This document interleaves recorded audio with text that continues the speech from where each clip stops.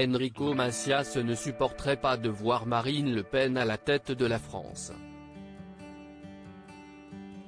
Comme le rapporte le journal du dimanche 11 octobre 2020, le chanteur a été interrogé par la radio communautaire juive Radio J sur ce qu'il comptait faire si la patronne du Rassemblement national, RN, remportait l'élection présidentielle en 2022.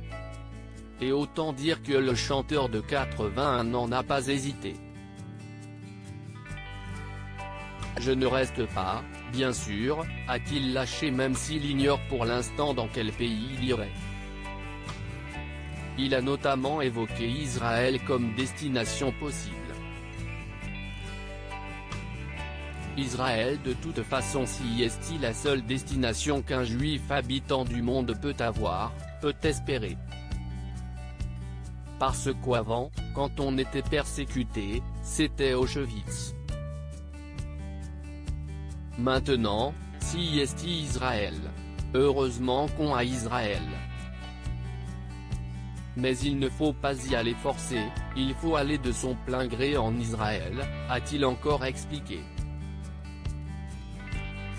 Même si Enrico Macias ne supporterait pas de voir Marine Le Pen prendre ses quartiers à l'Élysée, il reste persuadé qu'elle ne sera pas élue. Seulement, les sondages ne sont pas du même avis que lui.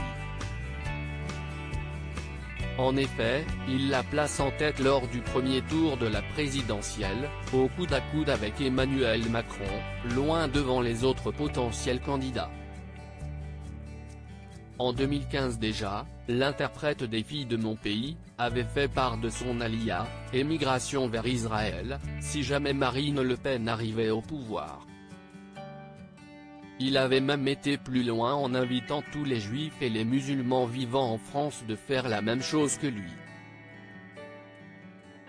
Enrico Macias n'a encore jamais eu besoin de mettre son projet en exécution pour l'heure, Enrico Macias n'a jamais eu besoin de mettre son plan en action puisque la fille de Jean-Marie Le Pen n'a jamais été élue présidente de la République.